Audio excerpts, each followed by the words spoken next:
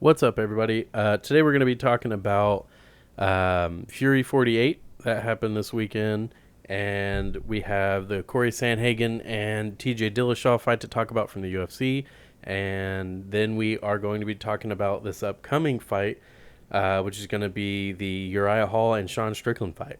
This is Devin the Bear. Let's go. Let's do it. So this past Sunday when we were able to catch the Fury fights live, pretty early in the card, we saw Jonathan Davis get a 20-second submission on Mason Icabellis, and man, it was a very, very deep guillotine. Mason went for the takedown, and he got that in quick. He snapped and got his neck, and at one point, like, you see Mason's body just kind of hanging there, and Jonathan just lets go, and he's out cold.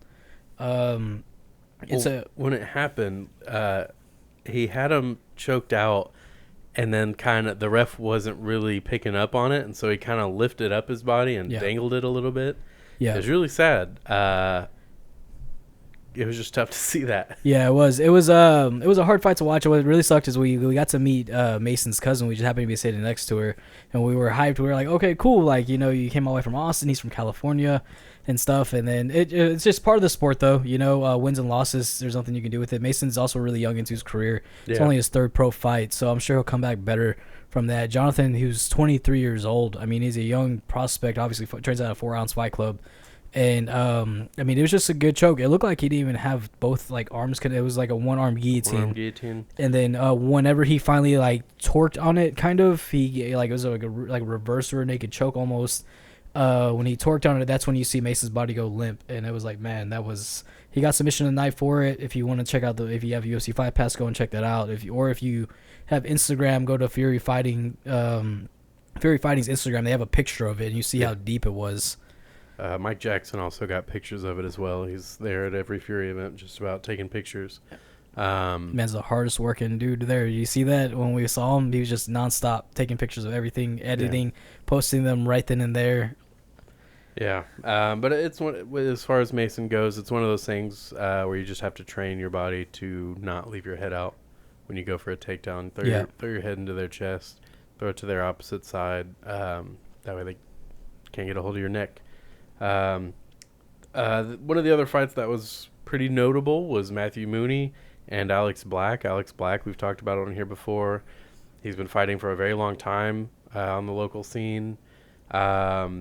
Matthew Mooney, we ran into his mom, actually, on the line in the door. And they have a jiu-jitsu gym. So I was like, this guy's jiu-jitsu has to be great.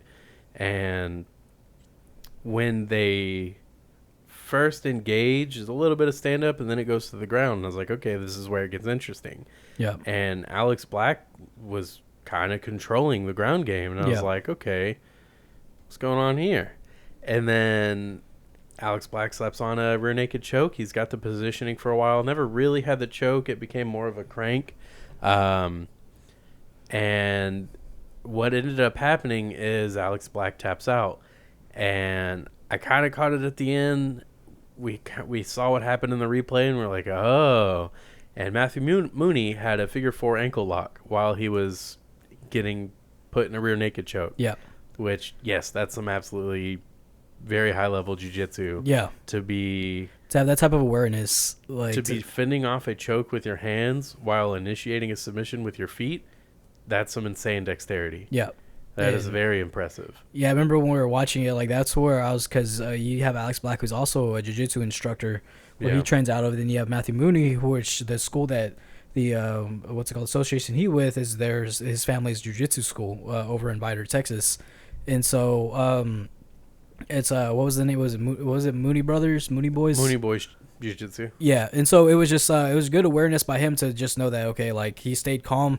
He went out there ready to throw hands, and then when he got taken down, he stayed calm. He was relaxed. Even when he was in the choke, he showed no signs of stress, no signs of not being unaware. Like, so whenever you see the replay and he twists his ankle like that, like, I saw that, and I was like, man, that was smart to get that. Alex Black's knee out of place too. Yeah, you saw his knee, like, pointed out, like, it was bad.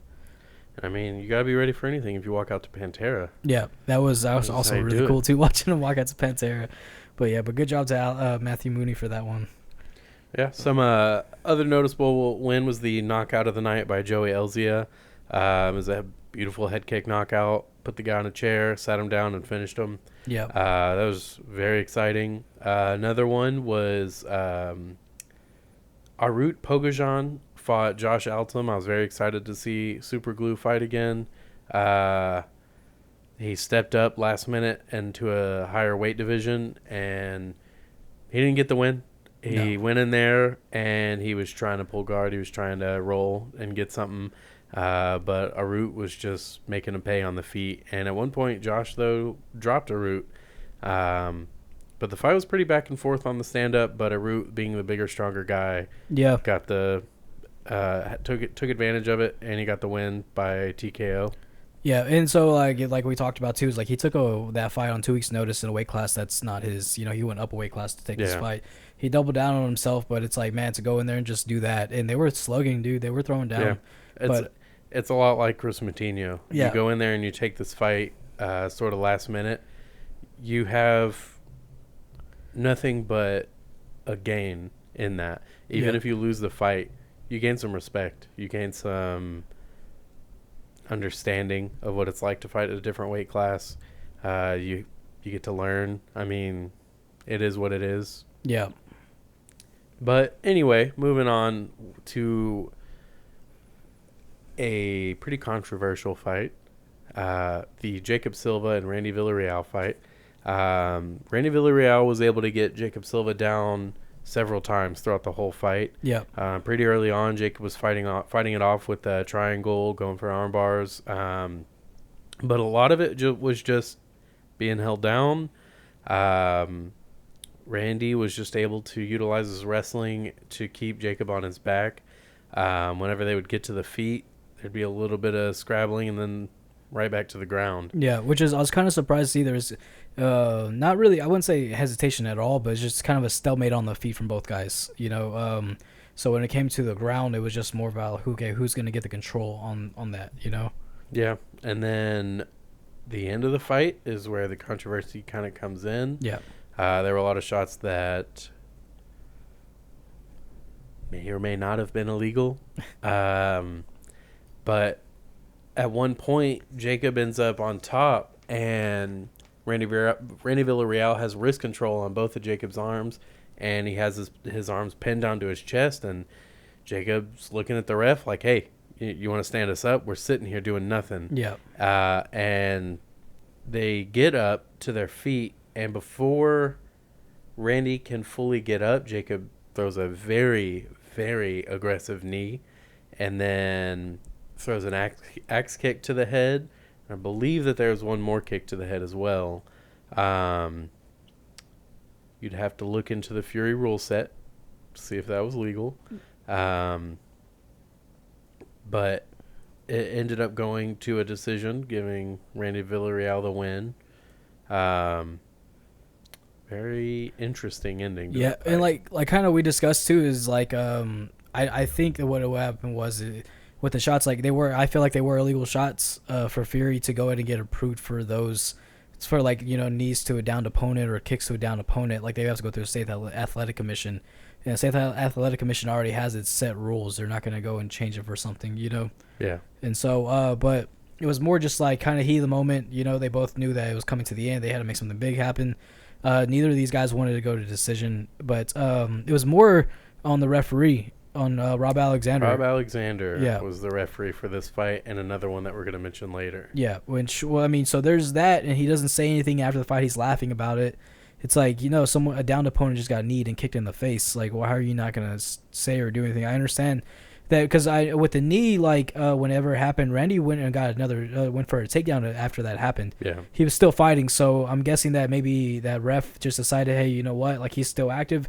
He's not hurt. Let me keep it going. But then whenever there's the axe kick to the face, it's like, all right, man. Like, what the fuck? Like, I know there's 10 seconds left, but that's against the rules. Like, why aren't you doing anything about that? And so, yeah, so you're talking about the other incident. Yeah. There's a good fight with Levi Howells coming in, taking Mouse. on Levi Mouse. Levi Mouse and Teruto Ishihara. I don't know why I keep saying Howells. I said it at the event, too, when I saw his fucking name on the TV. Written. Yeah. And so, Yeah, he took on Teruto Ishihara. Yeah. And it was a pretty good fight. It was very back and forth. Levi looked good. Teruto was patient and doing his thing. He's always fun to watch. He's a very entertaining character. Yeah. But Levi came to fight and ended up getting him in a rear naked choke and choked him unconscious, and then had to hold on because it wasn't stopped. Yeah. And then had to continue holding on because it still wasn't stopped. Yeah, I and guess. then he had to have let up a little bit because Ishihara came to, and then the ref stopped it. Yeah. And guess who the fucking referee was? Rob Alexander. Fuck that our guy. buddy. So that guy's a piece of shit, and he should. This guy. So I ended up looking into it because I was completely dumbfounded by this, and so I remember at one point I even yelled. I was like, "He's out!" And then the crowd was like, "He's out! He's out!" Yeah, everybody recognized that Yeah. Ishihara was unconscious and went limp. I went back. Everybody. I went back on UFC Fight Pass and I watched that fight, and even the commentators like, "I don't know what the ref's doing. Like he's out, ref." And then like even they're trying to tell him he's out, and so apparently this guy Robert Alexander went to Big John McCarthy's reffing school, and he needs to go back and fucking take this course again because a lot of the things that like those three things right there, from the illegal strikes, including both illegal strikes and the choke, being with Ishihara being out that long. Because I went in I was just completely dumbfounded by this, so I went and watched. He was out cold, and the choke was on for probably about 6 to 7 more seconds. And you see Levi Miles, he loosens up the grip. It was a great rear naked choke. He had that fucking thing in. He tied his arm up. It was very high level jiu-jitsu that they talked about with this guy. This guy has a twister submission when those aren't easy to get at all. And but it's just like you see him he does loosen up a little bit, and whenever he tightens it back up, just fucking for the boy, when the ref finally steps in, that's when Ishihara wakes up, and it's like, dude, who the fuck is this guy? Like you got to ask yourself when you're in there, like WWBJD, what would Big John do? And he needs to ask himself that a lot, and he needs to ask himself, hey, should I still be reffing or not? You're a smart fucking guy. When I read it on your referee page, you work at NASA at Johnson Space Center, and so it's like I'm sure you gotta be very, very smart to work there and deal with aerospace science and stuff like that. I probably mispronounced that. Obviously, I don't fucking work there, but it was just it's bothersome to see this guy in there and just making that many mistakes when people's lives are on the line. Especially when they're unconscious and still being choked. Yeah, that guy's fucking face was turning purple, dude. It was pretty rough. Everybody in the crowd, everyone in the audience recognized that he went limp. Yeah, except the one guy standing next to them. Yeah. I'm sure at one point even Levi Miles probably knew he went out. Like I said, he wouldn't have come to. Ishihara wouldn't have come to had Miles not done something about it. Yeah. And so, with that being said, he had to have loosened up a little bit for oxygen to get to Ishihara. Yeah. To be able to wake up. Otherwise, that's like you said, about 7 more seconds while already being choked unconscious. Yeah. And that's scary stuff. Yeah, a couple more seconds, that dude could have ended up in the hospital or could have died. So, fuck you, Rob Alexander. Go back to fucking doing something else. Just don't ref. Yeah.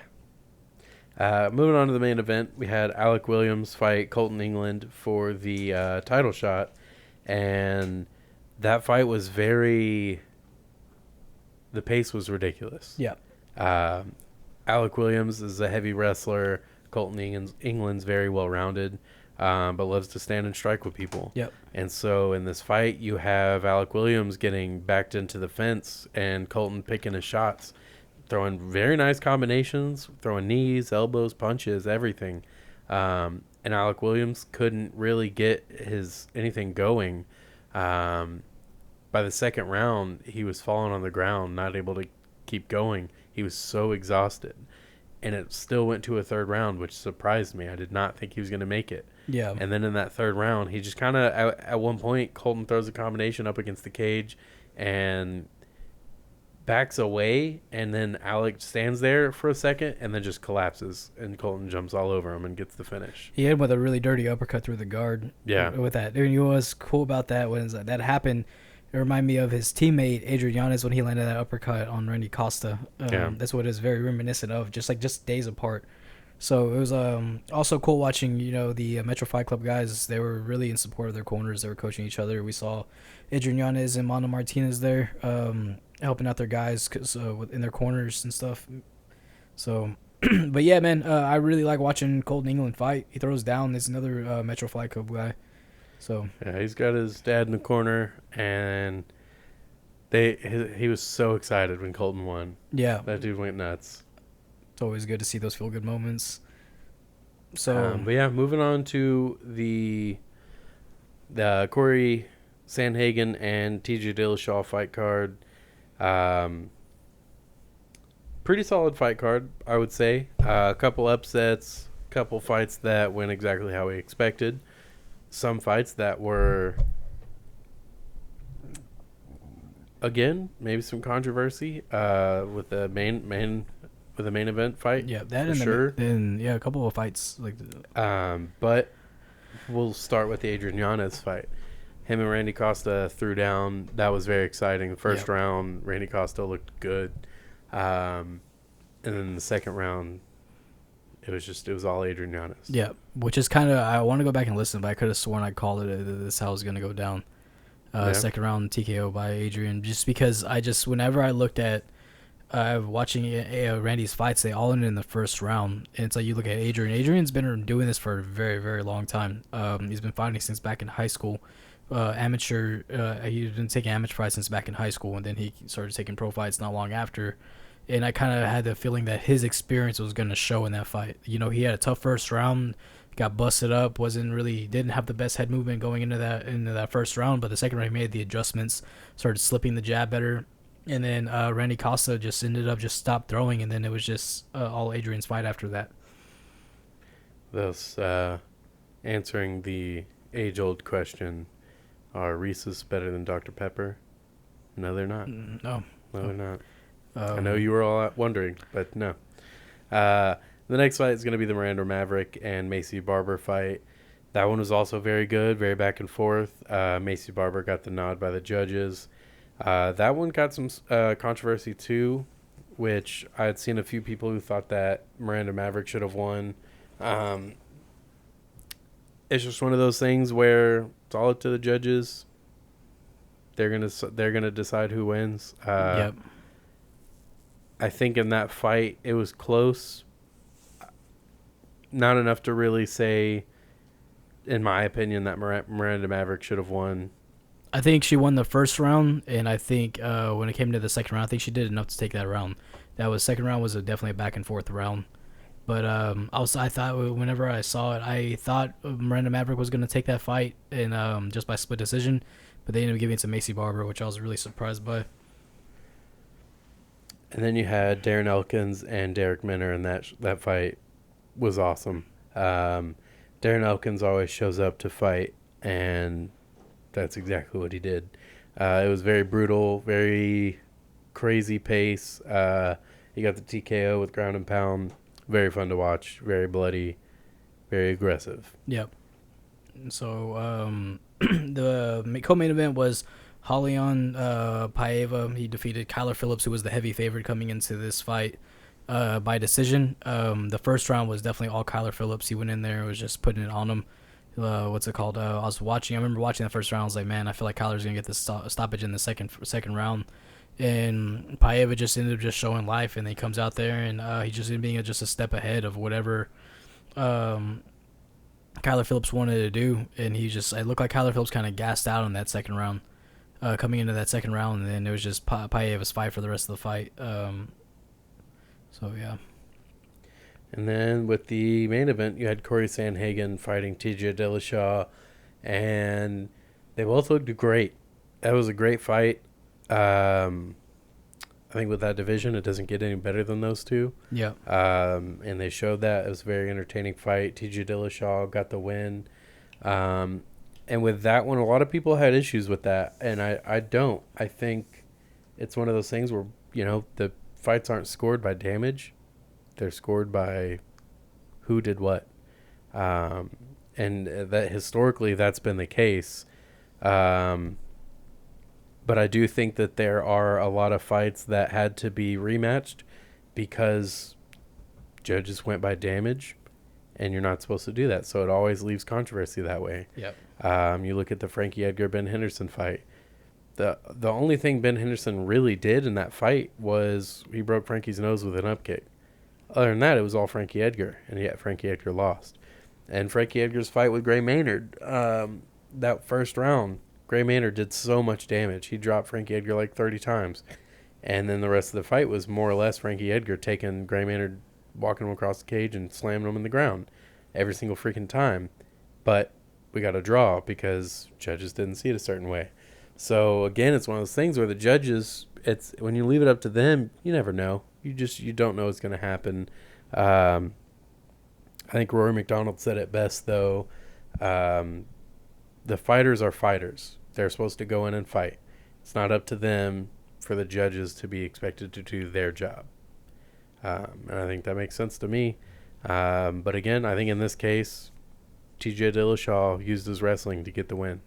And Corey Sandhagen was hoping that the amount of shots that he landed or the amount of damage he did with the shots that he did land was enough to win, but it wasn't. And that's what, like, I could have sworn that they had the updates to the rules in Nevada for if you get a takedown and they get right up, it doesn't count. Or like even if you're pressuring, you're not doing anything with it, it doesn't count. And so it's a weird fight because it goes back and forth because with these rule changes, it's just like, okay, like with TJ trying to go for the takedown and just pressuring him against the cage, not getting a takedown, like that doesn't really win the fight, you know? And so it's like, with Corey Sandhagen, because Corey landed some good shots in the first and second round, and then he landed good shots in the fourth round. But he attacked it with submissions. He almost had an inverted triangle, which TJ grabbed his shorts and pulled them up to get him out. And it's just like that. You ain't cheating. You ain't trying. Yeah, and that motherfucker is blatantly cheating. And so he was just like, oh, you're about to choke me? I'm just going to show your whole fucking dick to the world. Like, no, but he, what else did he grab the gloves and stuff like that? And it's like, okay, like that's pretty chicken shit. But, well, it really depends on when you have these rule changes. It's hard to really definitively say when it matters almost, and it sucks to say that, but you have to think about the judges and where they're at and what athletic commission they're with, or not the judges are with, but where they're fighting and who's sanctioning the fights. It's so hard to keep up with that stuff. So I think for a while we're going to see fights like that or decisions like that where the fighter who is more dominant or in a more dominant position winning, even when the rules change. Until they change across the board everywhere, it's not going to matter. Yeah. And again, that sucks, but when you keep changing the rules, it's hard to keep up with that stuff. Yeah, that's why. And you only change it in some places, some cities. That's the downside whenever you don't have unified rules. Yeah. I mean, that's when we had Jeremy on, we talked with him about with Muay Thai rules. Like a lot of these states, they have different athletic commissions. They don't understand how these fights go about. I mean, it's like whenever you used to have boxing judges, judging MMA fights, and then they would fucking score them wrong. Yeah. And that's it sucks. I don't know if it's ever going to be really fixed in MMA. Yeah. But that's why Dana White always says don't leave it in the hands of the judges. Which again sucks because like I agree with Rory McDonald. Shouldn't be the fighter's job for the judge to do their job. Yeah. And so, I mean, it's a lot easier said than done when Dana White says don't leave it in the hands of the judges. It's like, you get in there and fucking do that. Yeah, it gets even harder the higher up in the rankings you go. Yeah. Because you're fighting the best of the best. You can't just go in there and knock them out, choke them out, do whatever you got to do. But it doesn't work that way. With TJ's performance, though, it's like I think we saw that he is 34 years old. He looked good, but he was a step slow. He's a step behind. He was a step slower than what we're used to seeing. Well, I wouldn't say that because it's Corey Sandhagen. Yeah. If he went out there and did that to someone like Rafael Dos Anjos and that's how that fight went, yeah, man, you didn't look good. Yeah. But he did that against Corey Sandhagen. That's a tough thing to do. It's tough to take that guy's shots, let alone take the shots and then keep fighting back and land a takedown and hold it. Like, that's hard to do against someone like Corey Sandhagen. So I think he looked all right. So, yeah. So, let's call him. Corey Sandhagen will be back. He's young. Yeah. Yeah, he's only like 28, I think. So, But so onto this week's card. We got a good fight's gonna happen between Uriah Hall and Sean Strickland. But even there's some fights before that we were talking about discussing earlier this week. Is just that I feel like that people really can't look past. We're fighters. We have Kai Kamaka. We saw his last fight against TJ Brown. He put on a great fight. Yeah, that was a good fight. It's a preliminary fight too. So if you have the time to sit back and watch some preliminary fights, definitely watch that guy. It's crazy the amount of patience that he showed in his last fights. He showed a little too much patience, and it cost him the win. But he's he's very good. You know, he's a top prospect in the featherweight division that we're going to see around. I think we're going to see around in a lot more. And so even in the headliner for the prelims, we have Nico Montagno coming back after a year being off, and she's coming back at bantamweight, so she's not fighting at flyweight anymore, where she was the champion at one point. Interesting. I didn't realize that her fight wasn't interesting. Yeah, and so I guess she was having because she just had too many issues with weight cut to 125. I know she got hospitalized in her fight against Valentina Shevchenko, which I know she got a bunch of shit for because everyone said that she was scared of her. And even Valentina was like, no, yeah, she doesn't want to fight me. And so I can't really blame her, though. I wouldn't want to fight Shevchenko either. Either of them. They're both fucking scary. Yeah. Unless you're Jeremy. Apparently he likes fighting them. So. But moving on to the main card, we have it opening up with Brian Barberena and Jason Witt. I feel like that fight's going to be super fun. Brian Barberena always shows up, always throws hands, but knows how to mix it up as well. And Jason Witt, same thing.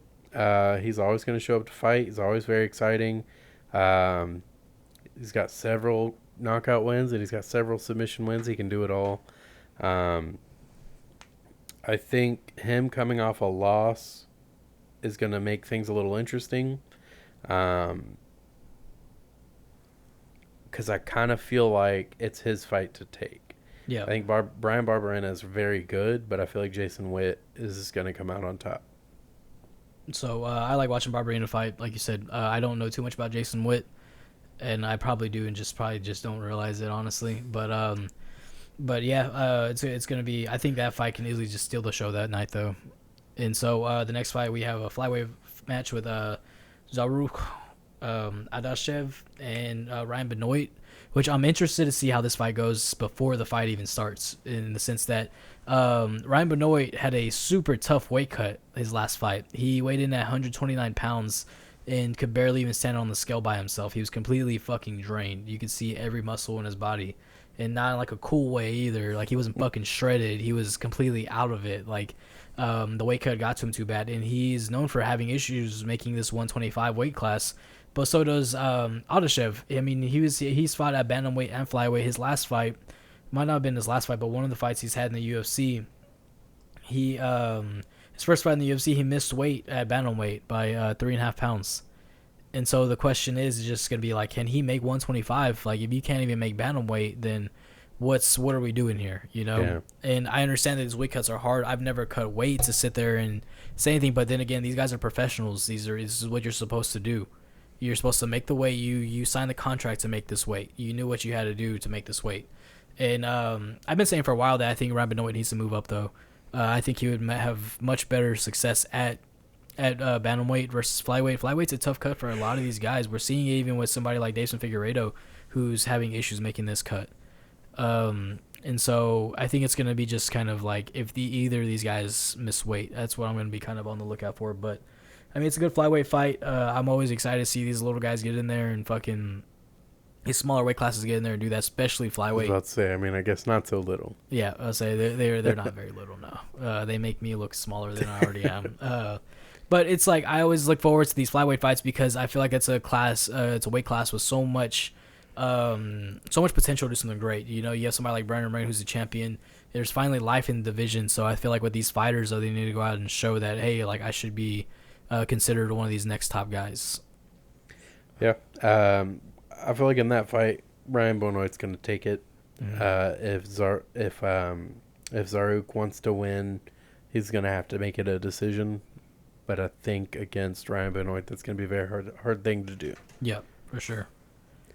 After that, we have Rani Yaya and Kyung Ho Kang, which this will be Kang's first fight back from his military leave and in South Korea.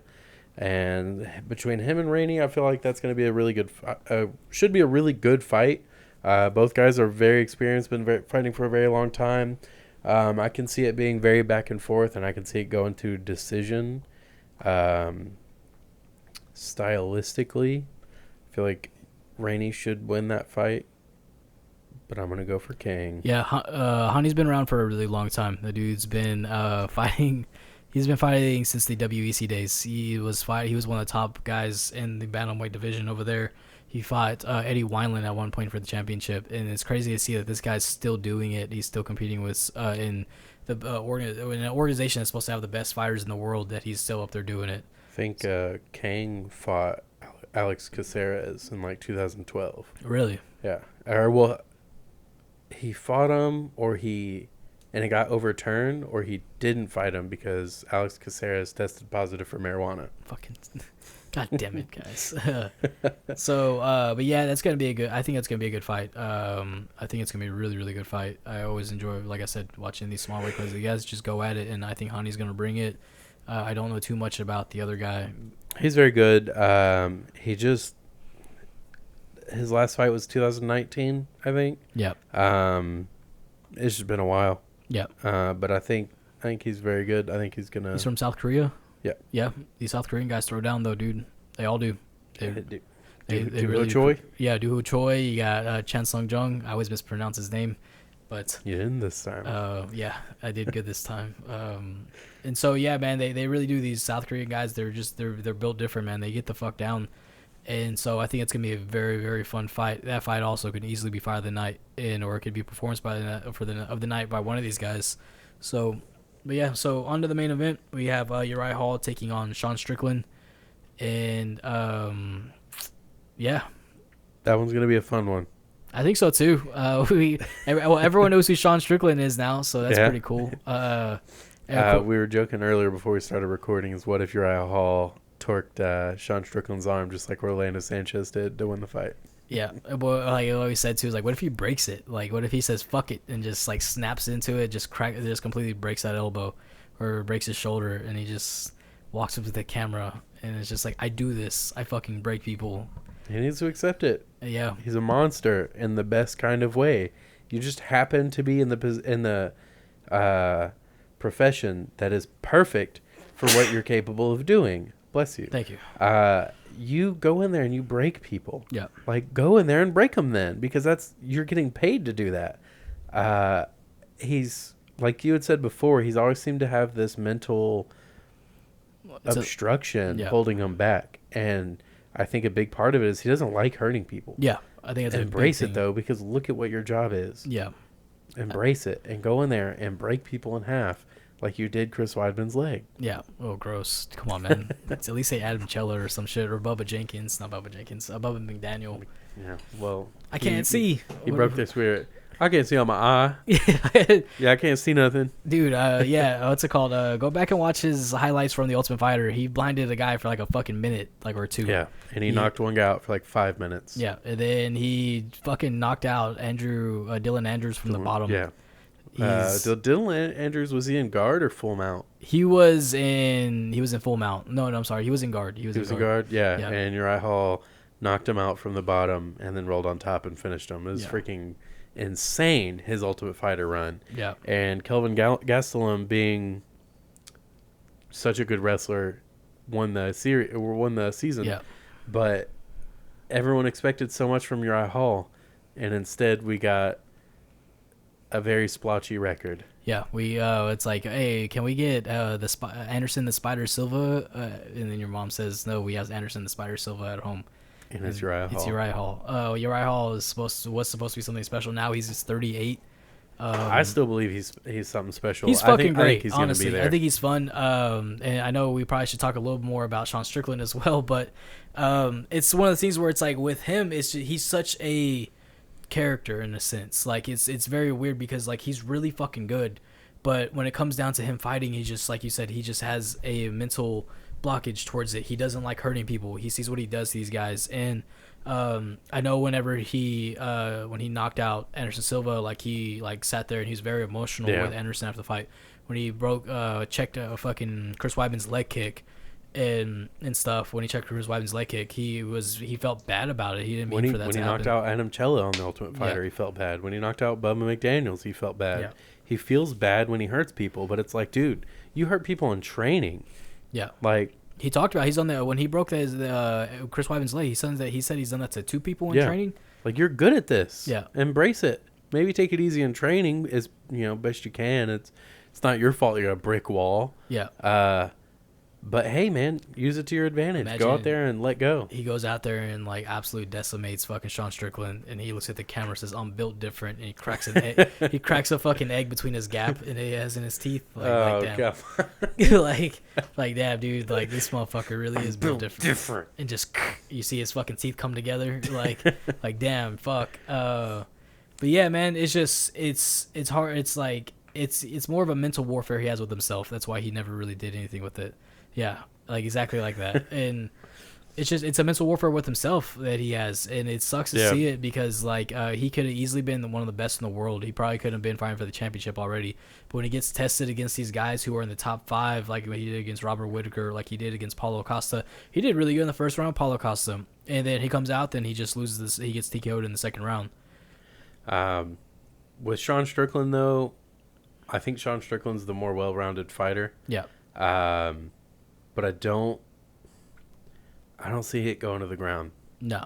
I think if Sean Strickland wants to win this fight, he's going to have to mix it up. Go shoot for a takedown early just to keep Uriah Hall backing up and worried about the takedown. And you're going to be able to throw in a takedown every now and then, or at least clinch up every now and then to keep him worried about the takedown. But that'll help open up Uriah Hall for some strikes real easy. So I think if Sean Strickland wants to win that fight, that's there for him because he's the more well-rounded fighter. But I think if I had to choose, I would choose Uriah Hall. Maybe I'm just still hyped up about that check on Chris Weidman. That was freaking crazy. I was so upset, but it was crazy. What's crazy is Sean Strickland has a loss by spinning back kick. He got knocked out. Yeah.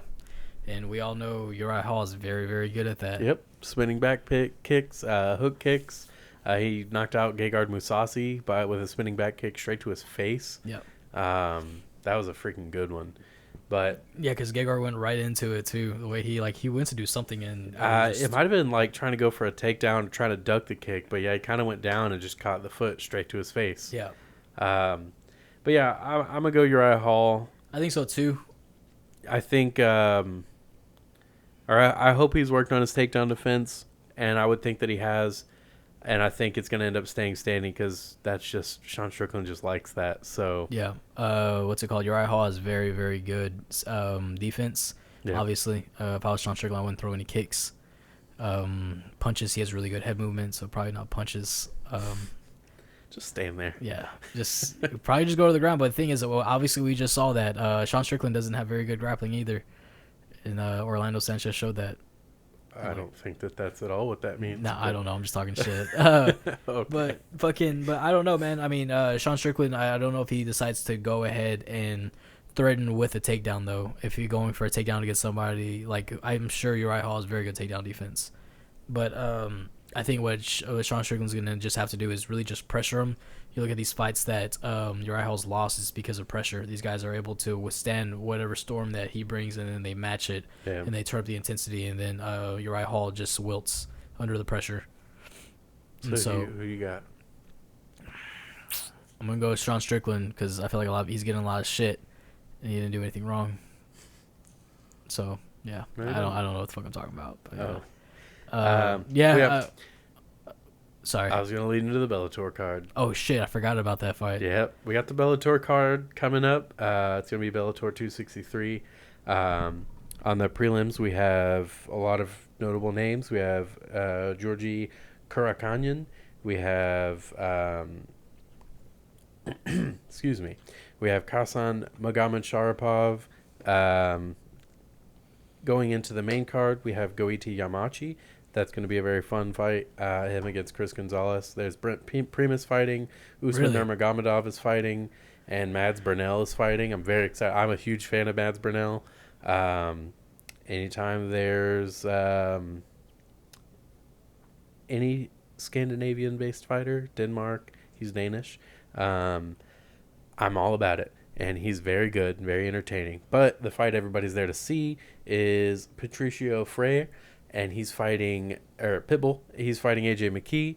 That fight's gonna be crazy, and I'm excited for it. I'm excited to watch AJ McKee fight all the time, but against Pitbull, it's gonna be nuts. It's a very tough fight. Yeah. This is one of the fights that, and this is one of the fights that, man, if you have a chance to watch this fight. This is a fight of who is the best featherweight outside the UFC. Yeah. It sucks that neither of these guys have ever fought in the UFC before, and I don't think they will either.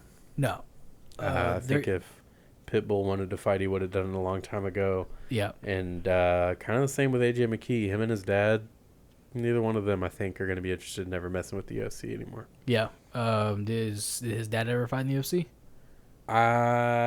He may have, but I know now he's not going to. Yeah, I mean, it kind of happens with these guys. They've been around for a while fighting outside.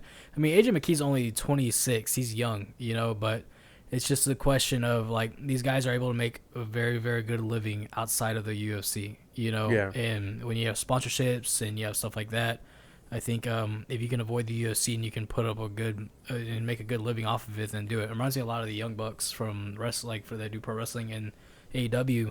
Their thing was they just wanted to prove that you can make a living without having to wrestle in the WWE.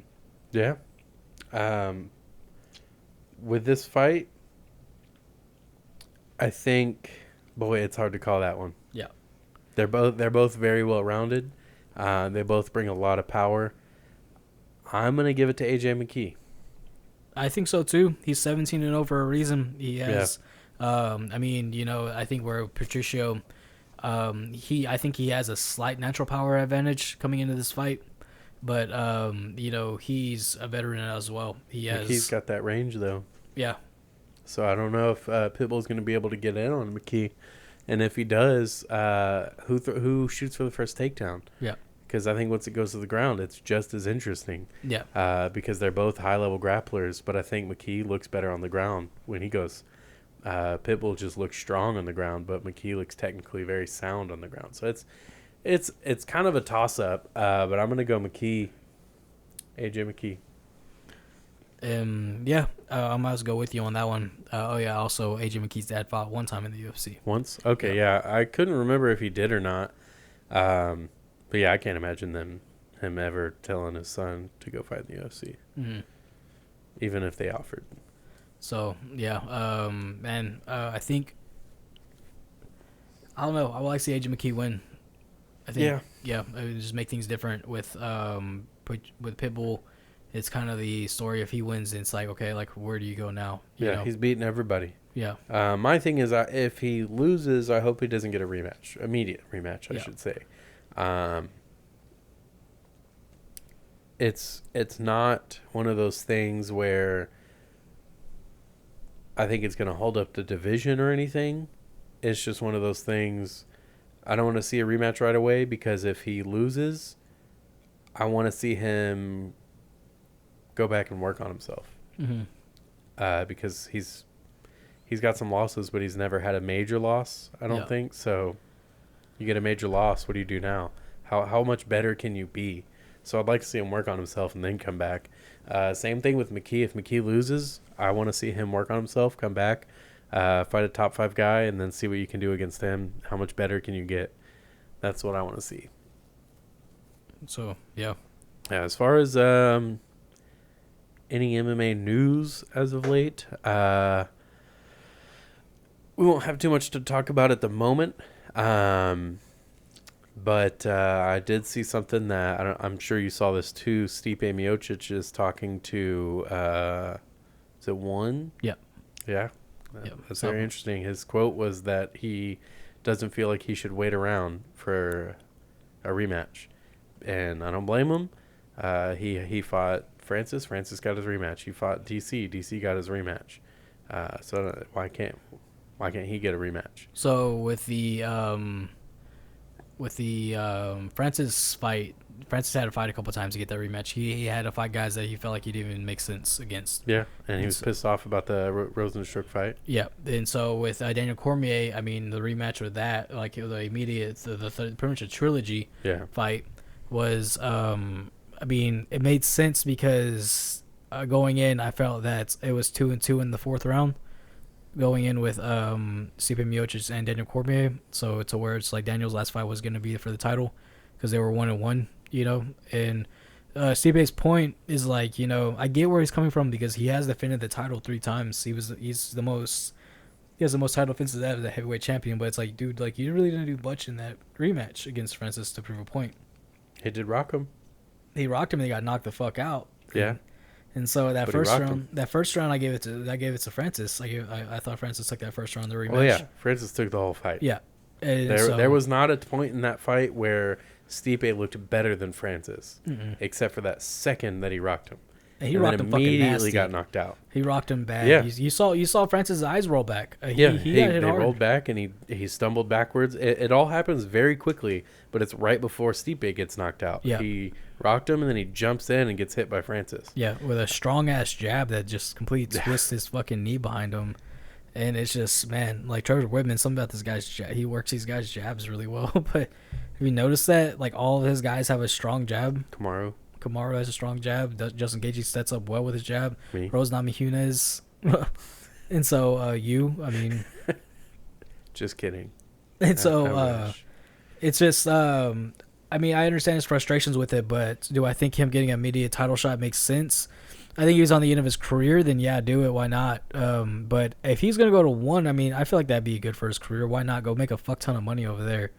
Because whatever the UFC's paying him right now, they're going to, one championship is definitely going to match whatever he's getting paid. If he does that, people are just going to say he's running from Francis. That is true. And, I mean, I feel like that's a stupid thing to say. Yeah. Because look at Francis. Wouldn't anybody else? Yeah. Stipe fought him twice. Yeah, and he still wants a rematch after getting knocked out. He still wants a rematch, and you think he's running away from him? I think that's stupid. Mm-hmm. But it's going to be said. I know it is. If he goes to 1, it's going to be said. So, yeah, if y'all have any thoughts on Stipe moving to 1, let us know. Oh, and another rematch has been made official. Douglas Lima will be taking on Michael Venom Page again. Yeah. So stupid. How could I forget? Michael Venom Page is so entertaining. He's one of my favorite fighters, which I know that some people have said, oh, well, I don't understand how you like him. You don't like showboaty fighters. It's like, no, I love showboaty fighters when they go in there and finish their fights, just like old school Conor. Say old school is really only a handful of years ago. But I love seeing that because when you see a guy who's that much better and they show it, it's just crazy. It's so fun to watch. yeah, As opposed to like Anderson Silva or Nick Diaz, when they go in there and they showboat and they taunt and they trash talk, but they don't finish the fight. And I know a lot of people are going to say, but Anderson did finish his fights. He could have finished them in the first round if he wanted to. He just didn't. But with Michael Page, his loss to Lima was he was showboating and started moving around in the weird ways that he moves around, and he got caught for it and knocked out. And so this rematch is interesting because does he go in there and do it again? And if he does, that's kind of just part of his fighting style and his game plan. So does he do it again, and how well does it work? Does Lima come in overconfident now? yeah. Who knows? It's gonna be a freaking firefight though. They're gonna be throwing down. Some more fights that have been made official as well as Taito Iwasa versus Walt Harris. Yeah, I saw that. Yeah. I don't really like that matchup. I think it's a good fight for both these guys though, because I think Taito Iwasa could have had a higher ranked opponent. Yeah, I mean he's not even. I don't even think he's in the top 15. He might not be in the top 15, but he should be, and I think everybody feels that way. Walt Harris is he 10th or is he lower now? He's probably lower now since he lost. I would imagine he's lower now. So Walt Harris is on his way out and he's on his way in. So in that sense, I guess it's logical, but I feel like he should be fighting someone who's a little bit more firm in the top 10. Yeah, and then some more fights have been booked, made official. Actually, they've already been kind of talked about. They were announced, but now they're official. Is Kayla Harrison taking on Jenna Fabian, and also Ray Cooper III is going to be fighting Rory McDonald. That's the fight we've been waiting for. Yeah. Boy, it's gonna be fun. Yeah, and what else happened? Did you see McGregor's tweet at fucking Khabib? No. So something happened. Something was said with Khabib, and he tweeted something saying, good always defeats evil. Oh, about his dad. And then he said the Rona. Yeah, he's like, so I'm guessing the Rona is good and your dad is evil. And I was like, fuck. That was messed up. Ali Adelzi tweeted back at him, said, "Don't worry, your time will come." And you think Conor, if he fought Islam, how do you think he would do? Terrible. Yeah, I think he would do terrible. I think he would have to starch him in the next, first 2 minutes of that fight. I agree. And if Islam ever gets him down, it's over. Standing up, he can't back up. Conor can't back up. If he backs up into the cage, that's not going to work out well for him. Yeah. So you can't back up too much, but that's part of Conor's style. So I don't know. He'd have to finish it in the first 2 minutes, I think, as well. I saw a clip and someone actually screenshotted a UFC embedded with Justin Gaethje when he's fighting Khabib. And pretty much the whole fight, the game plan is to stay in the center of the octagon, not to be anywhere with the cage and Khabib. And so worked out well. Yeah, he still ended up there, and it's hard not to. Yeah. But yeah, I think with that, it's just like, all right, man, that's another sleazy thing you have to say. It's pretty fucked up. Yeah, it's a rough one. So, yeah. And on that note, we'll go ahead and end this one. Let us know what you guys think about these fights coming up, about these fights happened. If you caught Fury 48, let us know what you thought about the ref, Rob Alexander. Going to say his name again. Rob Alexander. Yeah. Let us know what you thought about those fights. They were pretty fun. We had a great time. Y'all take care.